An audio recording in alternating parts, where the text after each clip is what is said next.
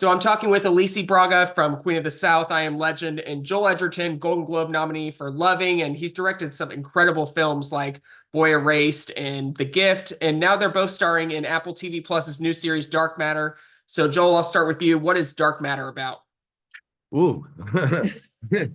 Dark Matter is really about the road not taken in many ways. It's a quest of a guy trying to get his family back through a kind of a weird concept of a multi sort of parallel universe, sort of science fiction based on, quantum physics and, one man being able to be in two places at the same time that then spins even beyond that. But it's really about the choices we make in life and whether we regret or stand by them. And the idea of, do we wonder what life might have been like in any other choice configuration?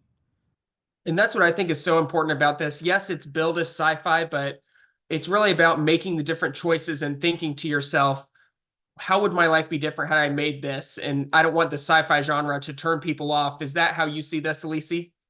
Yeah, and I think it's a brilliant way of speaking about the subject because Blake grabs the genre of science fiction, of quantum physics, of talking about all these themes, but with a human perspective, with a thing that is common to all of us. We all have that moment in life that we question ourselves, that we think about choices, about regret, about love, about family, about what we want for our lives, what we dream. And I think the show brings all those questions in a beautiful way. Mm-hmm. In Joel, one realm we see you with Alicia Braga's character, the other realm we see you with Jennifer Connelly's character. I mean, obviously that's such a gift. I mean, yeah. How do you choose between the two? What's it like going back and forth between the different realms? Remember, I'm a very mad Latina, so yeah. Obviously, I much prefer Alicia Braga. No, there was such an interesting difference because, the journeys are so different. We start from a place where I don't trust her at all. She makes a very selfless choice to help me, and through that process, we've developed this understanding of each other that leads to a very complex romance of sorts, like an affection. And on the other hand, for the most part, I was playing Jennifer as an imposter in a life that didn't belong to me, pretending to be a husband, not knowing how, pretending to be a father without the experience of ever having had a child. And I found both of them very interesting. In this hand, it was, this quest and this very warm, developing drama relationship. And on the other hand, it was almost like a psychological thriller. It really is. It's beautifully done. I can't wait for people to see Dark Matter beginning Wednesday, May 8th on Apple TV Plus. Thank you both. Thank you. Thank you. So she's obviously an Oscar winner for A Beautiful Mind. She starred in one of the biggest films of all time, Top Gun Maverick. Now she's in Apple TV Plus's newest series, Dark Matter. I'm talking with Jennifer Connelly. So tell us where your character plays in this show. Hi, I play a woman named Daniela, and she is married to a man named Jason, who goes out one night and on his way home is abducted and wakes up in a world where everyone recognizes him, but that he doesn't recognize himself.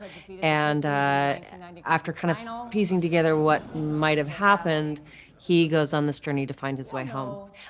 So I'm kind of like the family at home that he's trying to get to, who meanwhile is contending with another version of him that has appeared. And this is Joel Edgerton we're talking about. I just spoke with him and Alicia Braga on their junket. I asked him, I said, so in one universe you get with Jennifer Connelly, and the other universe you're with Alicia Braga. And I said, how does that? And Alicia was sitting there like, I'm the better universe, but he obviously had amazing things to say about both of you. What was it like working with him on this? He's a great actor. He is, he's so talented, and it's a tall order what he has to do in the show, and I think he did an extraordinary job with it. Yeah, and this is billed as a sci-fi series, but I don't want people to think, oh, sci-fi, I'm not really into sci-fi, because it's so much deeper than that. It's very intellectual. It's very one choice can just alter your life in so many different ways. How do you go about portraying that on screen in this kind of series? I think it's also a story about a marriage, and about like really, things that a lot of people deal with, like questioning, their happiness and other choices they might have made, and then it just plays out in this kind of alternate reality story. So it's kind of imagined in a spectacular fashion, but the themes are things that a lot of people deal with in everyday life. And I like that core marriage story very much. And my character is that's sort of the part of it that she's focused on. Yeah, you're wonderful in it. This show is going to be one of the binge-worthy shows of the summer. I can't wait for people to watch Dark Matter on Apple TV Plus. Thanks, Jennifer. Thank you. Appreciate it. So we all know him, Emmy nominee from Westworld. He's been in House of Cards, Sykes, Black Mirror. This is Jimmi Simpson, and he's in the new show Dark Matter on Apple TV Plus. So tell us where your character comes into play. He comes into play pretty much towards the beginning of the story. And the story's about this, this sweet community professor, college professor, and he happens to have a best friend who he started with, went to university with, and his best friend, they both had the same kind of goals, and his best friend really took off and was given all the yeses that a person could want with the help of Jason's brain, and you're introduced to this best friend not only as having all the things that maybe Jason didn't quite achieve, but also inviting Jason to say, I've gotten this agency, I have this power now, let's bring the team back together. And so right away that Ryan is a good guy and a caregiver. And then the next version you get to experience is this same guy with the same soul who had the same dreams and didn't get the yeses. And what comes with that is a lack of confidence and maybe a little bit of bitterness, but still care.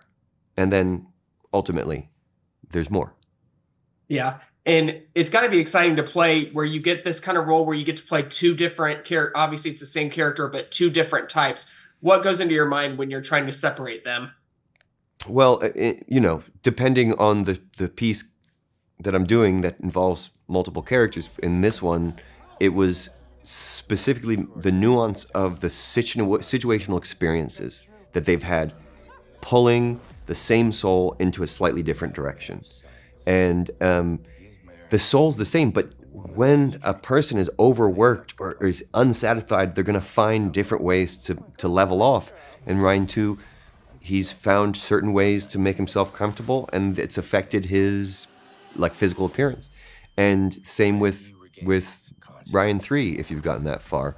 An absolute loss of an understanding of what he deserves, of his own agency, of his own power and value.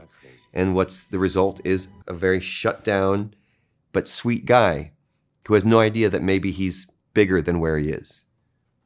And I mentioned Westworld, Black Mirror. What keeps bringing you back to the sci-fi genre? We love seeing you in it. It's just one of my favorite things. I've been just a voracious reader from the start. And while my first author might have been maybe Melville, followed by Stephen King, Asimov quickly followed, Bradbury quickly followed. And so I'm just, especially this gently predictive sci-fi that's based in reality. Like with our story, superposition is a fact, an abject fact of quantum mechanics and quantum physics. And then when you take it to the quantum theory level, anything is kind of possible, but it's based in the way the universe actually is. And that's really exciting. And it takes a lot more work to pull off that sci-fi, I think. It takes a better writer. You're super right. It's one of those, it's not, sci-fi might stir people off where it's not like where you think, oh, Star Wars or that kind of fantasy. It's in real life. People are going to love Dark Matter. Thanks so much, Jimmi. Oh, likewise, man. So I love talking to the people behind the cameras. We're talking with Blake Crouch. He's the author of this incredible book that's now being made into a series, Dark Matter. And EP Matt Tolmick, who we know from the Spider-Man movies with Tom Holland, producer on that. So it's just great to have these guys collaborating on such a great science fiction novel that's been so popular. So Blake, I'll let you explain what Dark Matter's about. Dark Matter's about a guy named Jason Dessen who's mostly happy with his life. He's a physics professor, married to the love of his life, but like many of us, he wakes up at 2 or 3 in the morning and asks the big questions. What if I'd made a different choice? Another life, he could have been a famous physicist, world renowned. Well, one night on the way home, he's abducted. And when he wakes up, he is in a world where his wife is not his wife. His son hasn't even been born, and he has created something spectacular. And it's so exciting to see. Matt, you've done these big Hollywood, big films, blockbuster hits. What drew you to this going on the TV side now? The story and the characters. I mean, for me, especially in this genre, in a very grounded world that we all can identify with, this question that the book posed right away, which is, are you happy in your life? Are you really happy in your life? And if you could remake or rethink some of the choices you made along the way, would you make the same choices? And I love that, because I think we all, whether we admit it or not, we all do that. And so I just found myself just like digging into it, in terms of adapting it, having Blake adapt it for television. We needed a lot of runway. There's a lot of story, and it gave us an opportunity to really dig into what the book was, and then some, and to have Blake even imagine it further. So. And bringing this further, and obviously we have this huge cast of celebrities: Joel Edgerton, Alicia Braga, Jimmi Simpson, Jennifer Connelly. Blake, what is that like, having this huge cast be part of adapting your work? It's humbling and sobering, especially once we got the cast. There was, I think, maybe 4 scripts written when we had cast most of our actors. And when you get people at that level, for me, I was like, wow, you've got to step your game up, dude.